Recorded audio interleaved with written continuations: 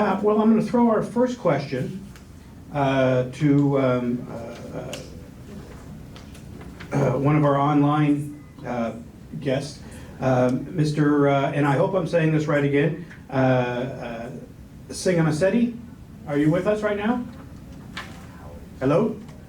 Yes, good afternoon. Good afternoon. I hope I'm audible. I'd like to ask you real quick, and then I'll throw this to a couple other people too. What are the current trends that you see today that may have changed since the coronavirus lockdowns and issues? Absolutely. So thank you once again to the organizers and to invite me, and being based in Brussels. I'm too far away to actually come to DC, but I'm glad that I'm able to participate. So thank you once again. So let me just I'm sure there are other questions coming up as part of the discussion, but let me just broadly paint a picture. I think the good news is influence is going to be at the heart of everything that we are doing. I think especially political influencing is going to remain, very important, right? At least going to play a critical role. And I think as influencers, I think we have a particular role, and this is probably where I think we as lobbyists and as influencers, I think we have become more and more important, or at least started taking more and more important role because of the communication that we do with politicians or with the other stakeholders.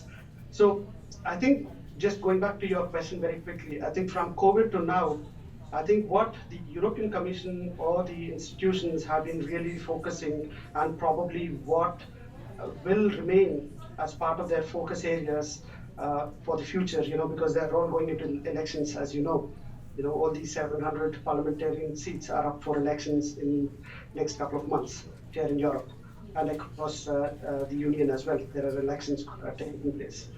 So there are three things. One is transparency. I think what COVID has actually led to is more transparency. There is a bigger need now for being transparent, and there is definitely a push for more transparency from the stakeholders. Two is integrity. I think we have seen a lot of scams, or at least some scams in and around the politicians and also other high-level, civil servants, and especially the fact that we have gone through Brexit, and then there is all this Nexit, which the Netherlands would like to go or leave the Union, and there are others also in the Union who would like to leave. I think it's very important that at least integrity is a big, a part and parcel of whatever we're discussing, and especially there's a lot of push from the member states. How the union works. You have the European Commission, Council, and the Parliament, but then you have the member states as well. So there's a lot of push from the member states to actually have that integrity intact. The third point is more on the accountability. You have seen during COVID, a number of, especially on the pharma sector, if I may take that as an example, the contracts that the European Commission was trying to have with these big pharma companies. And at some point, the Commission was not able to keep up to some of those contracts or the contractual terms. So again, the member states went ahead and started doing their own act, and because they felt like there was no accountability on the part of some of these institutions. So I think from what we see as a change, I think was already in transition, let's say, or at least was already taking place. So I think these are the three things: transparency, integrity, and accountability is something that we see more and more discussions are taking place, and there will be more and more focus, or at least big shift towards these areas as we move forward into the next elections. I think one last point that I will leave the listeners here is, I think we are discussing here in terms of what institutions and the civil servants have to do, but I think we have a bigger role as lobbyists. I was talking about influence and political influence being at the heart of everything that we're doing. I think we are in an age where we talk about ethics in AI, artificial intelligence. I think we also need ethics as a lobbyist, or as a political influencer. And so ethical influencing is something that is being discussed here in Brussels, and I think you will be hearing more and more. And that's a big shift because we have an important role, I was saying, and I probably believe that people are listening to us, especially the policymakers are listening to us. So we have an important role, and I think ethics is not just for AI and for the platforms or whatever online side of things. But I think in the physical world, equally, we need to imbibe or at least adopt this ethical influencing as part and parcel of whatever we are doing. I'll stop there. Maybe we come back in another round of questions. No, it's a perfect segue into my next question, which I'll address to two people, and then a third view on it I'll get from Jason. What, as a lobbyist, do you find as your most useful tool that you tend to go back to on a regular basis to either get your point across or in reaching the people you need to reach regarding your issues? Thank you, and thank you to the organizers. So, as was mentioned, so I represent a nonprofit membership association of research parks and innovation districts in the U.S., including Stanford Research Park, which is the world's first research park, started in 1951. But we have members, University of Southern Mississippi, down near Tupelo. But we also have other members across the world. And so one of the best things for what I go back to is a lot of states, a lot of countries want to have research parks or innovation districts. And so I kind of represent, fortunately, a bipartisan kind of project. So in the US, we passed something called the CHIPS Plus Science Act on a bipartisan basis. So it's investing billions of dollars into tech hubs, not just in places like Stanford or Boston, but in places like near Tupelo and other parts of the country. So that kind of model, I think the EU is doing that, and I'll be speaking at the University Industry Innovation Network in Madrid in May, because they want a panel to talk about how the EU can emulate some of the things that the US has been doing. So to some extent, I represent a bunch of industries. So you mentioned pharma, you mentioned all these other industries. So in our parks, we are sort of technology agnostic. So we have clean energy, we have pharma, we have lots of other groups, and so in some sense, we have a lot of credibility with stakeholders because we have universities as owners, or we have hospital systems. In some cases, we have actually government labs. So we pick and choose a lot of our issues. One of them is importance of patent rights.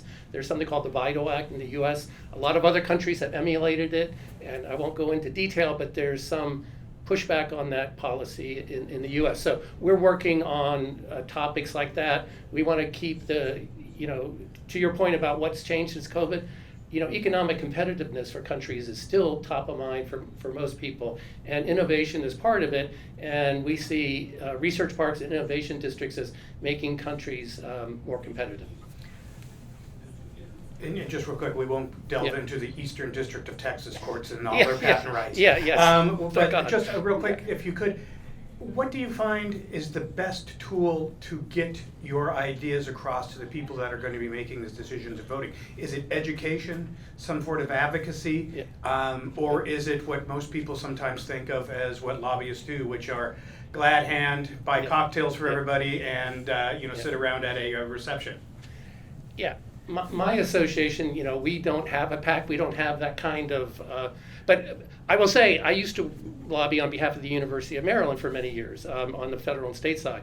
And the thing we don't have enough money to give donations and things. And what I realized is a lot of elected officials want good ideas and more so than donations. And so, I'll just give you one quick.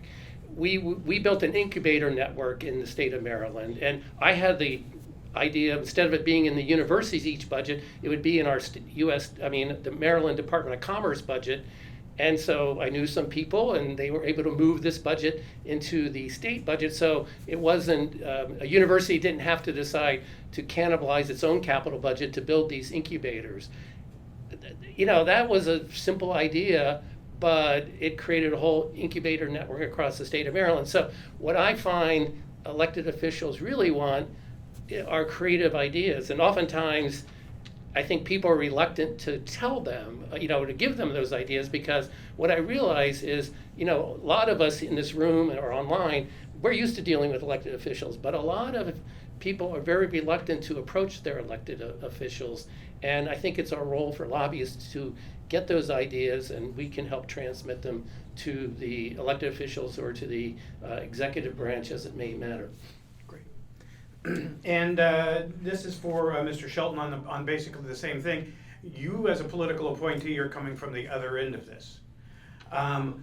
And we'll also touch on the basis of what is ethical and maybe regulations that govern what you can do or what people can bring to you.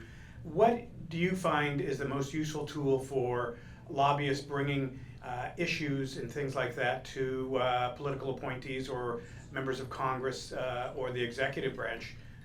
What really do you think moves the needle?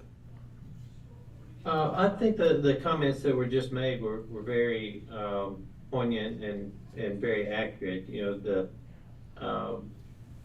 The administration, whichever administration it may be, the elected officials, the appointed officials, at the end of the day, they want to be successful and they want to implement good policies, good programs, and things that are beneficial. Now, in my role currently as a political appointee, I'm pretty insulated from any lobbying. I'm not allowed to accept or to do anything along those lines. But now, as mayor, as the chief executive of the city of Tupelo for 8 years, we regularly dealt with lobbying firms. We had our own firm that represented the city of Tupelo and Jackson to advocate for the city of Tupelo. And then we had, different lobbyists and different groups or representatives of groups that, vendors, so to speak, that would come to the city of Tupelo, seeking to do business with the city of Tupelo. And what you're looking for is sort of just that win-win.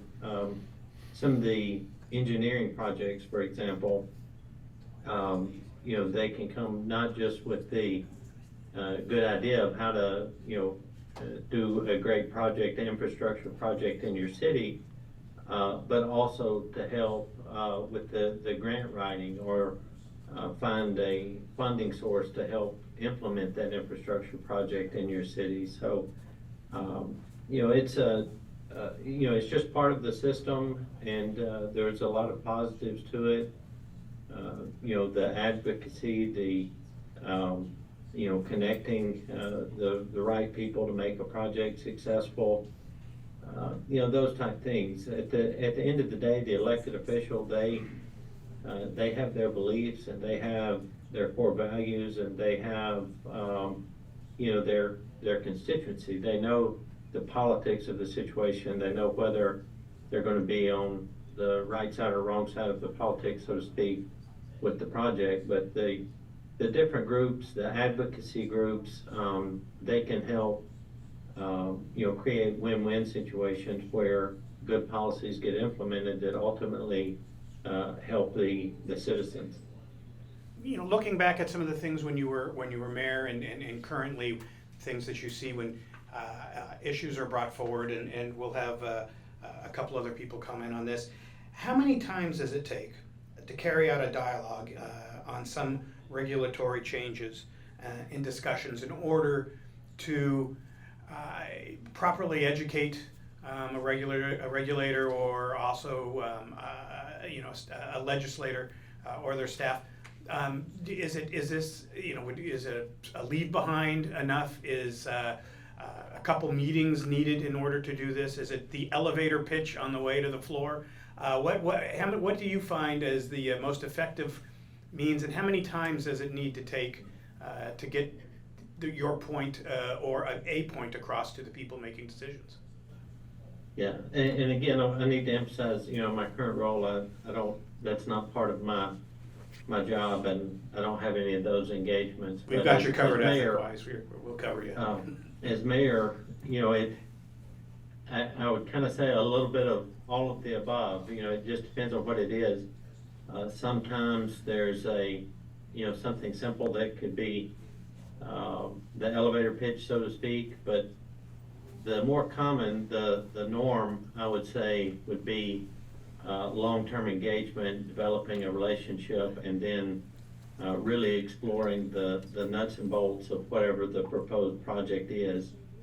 You have to kind of, if you're familiar with the phrase herding cats, even in a small municipality like Tupelo, you have the mayor, and then you have 7 elected council members that each have their own principles and beliefs and agendas that they want to implement for the city. And so when you get to the state or the federal level, there's a lot more players. So you have to spend a lot of times, months and months, and sometimes even years, developing the consensus, making sure that you have the buy-in on the project, developing the trust and the relationship of who the partners of the project will be. So there's not an easy answer for that. It sometimes can be any of the above, but the relationship building to me is key. The long-term trust, knowing that the person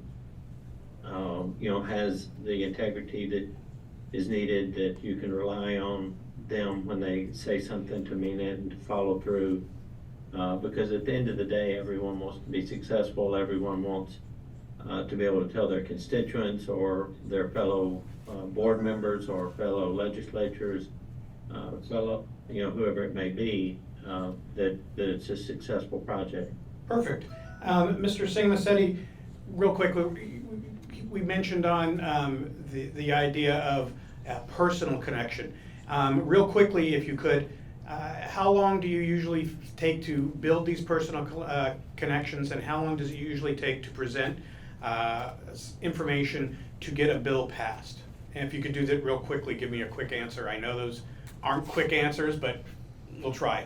I think in the EU, any legislation is taking around 24 months, from the time when you start actually, so around 2 years by the time you actually see the light. Okay, and like yesterday, the AI Act, the Artificial Intelligence Act, when the discussion started exactly 4 years ago, and yesterday it was adopted. So I'm sure there were a number of thousands of meetings that went around. But I just wanted to second the thought of Mr. Jason, who said, or in other words, I would say, what are the plans in good times?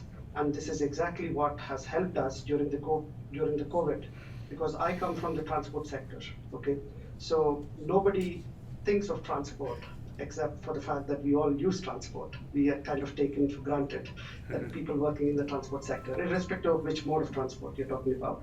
But COVID has actually shone light on this particular sector so much, and we have to take the advantage as well to point out what the sector is going through. Gotcha. The people, especially on the social aspects that they were going through. And I'll wrap back. We'll come back. They, I'll come back around to that because I'm going to ask you a specific case here real soon on what you've seen on a specific case, how things went and moved and successes you've had. But I wanted to get real quick to Brian. I'm sure regarding your sector and what you've lobbied on, personal relationships are key, and you keep going back to those people and building on them. Real quickly, if you can, how long does it take to nurture those type of things, and what's required to maintain those associations? So the one thing, my current role with the Association of University Parks, it's, we are in 44 states, so we are advancing something in the state, or even at the federal level with a member of Congress. I have the luxury of being able to bring, if it was in Mississippi, the folks from Mississippi when we were lobbying the Mississippi senator. So it's really taking advantage of people that already have those personal relationships, because I can't have a personal relationship with all 50, all 100 senators or 50 governors. So we are able to utilize, existing relationships. And the other thing, it kind of was mentioned, is the importance of staff. I think a lot of times people, it's not necessarily building a relationship with the elected official. It's oftentimes very important to build that relationship with the staffer, and that's sort of been my experience. And finally, with universities, finding alumni, people who have gone to that school, is oftentimes a very useful connection point, because at the end of the day, people are social and they want some sort of common connection. So using alumni connections, which we have a lot in the U.S., maybe not so much in the EU. People don't, connect, but that's certainly something that in the U.S. that we utilize. Gotcha, great. And we're going to round off, I think, the discussion here with some quick thoughts on successes or failures. If somebody wanted to comment on one that they have some insight on that type of thing. And I'm going to turn to our host here, Katerina, and if she could give me a quick breakdown. What was either a success or a failure in a lobbying project that you had, and give us a quick insight on how you think how it succeeded, or something that you think maybe caused it to fall the wayside. I work a lot with, it's like industrial examples. So we are not used to talk about industry of like working with foreigners, and foreign interest, and also political lobbying, because United States also like center here in Washington DC on like foreign affairs policy, foreign affairs aid, and I think we not talk enough about fire registration and about working for different groups outside of US. I think it's issue that United States, it's too American-centric, but sometimes we don't see how much interest in like behind, even like Persian people here, right? Or Chinese people here who also pay, I think, the biggest bill to lobbyists. I don't know, lobbyists or foreign people who work with cryptocurrency. So it's like huge sector, and I will represent to you like some bright issue. It's issue on advocacy, right? So it's like not commercial lobbying, and I think that advocacy for Ukraine and Israel, it became very successful cases because it was all methods. So it was method of grassroots campaign, it was method of classical advocacy, it was method of classical lobbying, which like registration for FARA when you represent like Ukrainian government. So it's, example of all tools which we can represent here. And I think we must do more educational projects and more experience exchange project between classical lobbyists here and foreign professionals who want to work in United States and here in DC, because it's so different cultural maps, so different business practice, and so different legal systems that sometimes like classical American lobbyists can't work with pretty professional lobbyists from, I don't know, Moldova or Ukraine, because it's just different cultural map. So it's my insight, like from industry, which like I'm working on and represent, and I think that this industry a little underestimate, but I give good example like Israeli and Ukrainian advocacy, but we also discuss a lot about bad examples. It's like how China do that, right? How like through disinformation other countries do that. It's also part of their advocacy, which unfortunately sometimes effective. So I will be shortly, because other next panel will be about advocacy, and it's 9 speakers there. Great, thank you. And I'm just going to throw this to Brian next, but Jason, you're on deck as another American-centric idiom. I'll throw that out there. And then Sagar, we're going to come to you to finish off with this one. So have that in mind, and just real quick, again, a success or a failure, why you thought it was a success and what made it a success, or maybe Sure. what caused something to fall the wayside. Sure. I already mentioned this, something called the CHIPS Plus Science Act. It was passed on a bipartisan basis last year, or maybe it was the year before. The years sort of rolled together. But it was $1 billion plus, bipartisan effort to build economic competitiveness in the U.S. in technology, tech hubs, lots of money, billions of dollars. And in the U.S., we have a difference between authorization appropriation. So this was authorized, meaning we're going to do this. But then when it came time to pay the bill, the appropriations, Congress unfortunately did not come through with all that funding. So I considered passage of the bill a great success. I think, and they provided some funding, but I think scientists from across the U.S. have been disappointed in the amount of funding. So I consider it also a quasi-failure. Gotcha. Okay, Jason, you're up now. A success that you've seen, or possibly a failure, and why either one was what they turned out to be. So as mayor, I saw a lot of both in advocating for different projects within the city of Tupelo. You're, as a mayor of a city of that size, you're lobbying usually for infrastructure projects, so from a new bridge to a drainage project or something like that. Sometimes they're more tourist related, cultural centers, things of that nature. So we saw a lot of successes in getting those funds, and then there were a lot of times where we made the request and it was denied for whatever reason. One thing that kind of popped into my mind as you were asking the question, though, on successes and failures and getting things through the system, so to speak, I think it's always, especially in the United States, to be mindful of at what cost. So if you are the mayor and you're trying to push something that you're really passionate through the city council and using the bully pulpit of the office, so to speak, to build public support for your project, you might ultimately win, but you also might create some tension that lingers on and makes future projects more difficult. So, winning is important, getting your measure passed is important, but it's also always important to be mindful of at what cost and to keep those relationships intact. You don't want to lose an ally because you wanted to get this one thing passed. Gotcha. And Sagar, real quickly, success, failure, and the reasons why. Yes, I would go back to COVID again and try to emphasize on about the transport sector.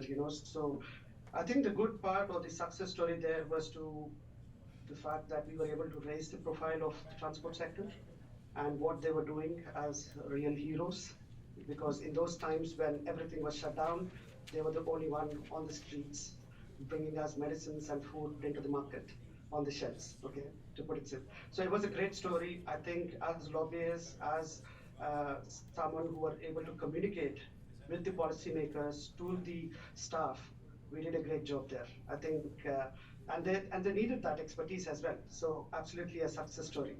I think what we failed, I suppose, is on one hand, we have highlighted and raised awareness, educated what the sector was going through, but we could not bring them any funds. So the whole system was down, the whole transport system was down, but we could not bring in the funds that were necessary for the revival of the sector. We are glad that we see some positive revival now. But I think again, going back to some of the positive stories, we were able to bring some personal stories at a grassroots level. So from member states, from the cities far, let's say in Barcelona or Rome, or just take any city from anywhere, you could go and say to a bus operator or to a small, medium-sized operator, whether it's an airline or a cab operator, we were able to bring out their stories and make it personal and we tried our best to bring those stories to the commission and to the parliamentarians here who were able to come up with some kind of a fund, Of course, how much of that fund actually translates to them exactly is a different story. But overall, I think it was a big success story. And as I think one of the panelists was saying, it's about building relationships. And your expertise is, as a lobbyist, comes in handy. And especially if you're in the sector and you know those relationships or you have already built those relationships, because of the integrity and the trust you have built with them, always adds. So again, I would take that largely as a success, but again, I think the hiccup was there.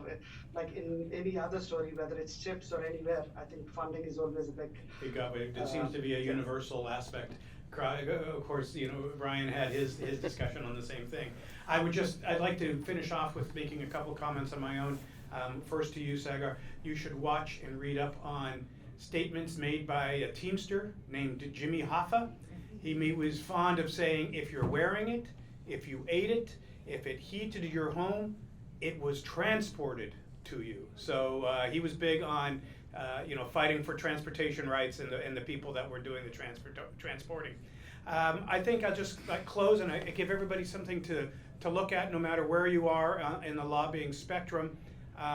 We have a big thing going on right now in the United States. It just was passed in Congress, but it was moving to force TikTok to either be sold and liquidated by the parent company in China that holds it now. And there was a couple interesting things regarding that. I think everybody can learn something from taking a look at it. The TikTok lobbyists decided that the big push that they would make for an advocacy aspect of this to get their word out to members of Congress was that they asked all of their users to call members of Congress. They said, give us your zip code and we'll tell you who your member of Congress is. And they flooded the members of Congress, senators, representatives, flooded them with phone calls. I think that was the only reason that we had a split partisan Congress vote 350 to 67 or something along those lines in favor of pushing this bill forward, because most of the members said, we had to turn our phones off and the heck with everybody in TikTok. I couldn't get my work done. So that was an idea that may work on a lot of other things, but when it comes to it didn't really help. It upset members of Congress who were getting ready to cast a vote on that. And I think that actually probably drove maybe 40 or 50 people to go the opposite way. And the other thing with the TikTok issue is we're seeing a lot of high-profile people who advocated for this years ago, in particular former President Trump, now backpedaling and saying, well, wait, we don't want to do this now. And the reasons are, becoming, why doesn't he want this? And it turns out that maybe political donors who are large billionaires have been speaking in their ear, because when you donate $150,000 to $250,000 to a political campaign on some different level, you get an invitation to Mar-a-Lago or Camp David, and you get personal time, and sometimes that is effective. So I think the ongoing TikTok argument is a good one for everybody to watch and to possibly learn from and to take away some examples. So I'd like to thank everybody online. Jason, Sagar, thank you very much for your participation today. Brian, thank you for being here with us. It was a pleasure. And of course, our host, Katerina. And we look forward to you staying with us and to our next panel.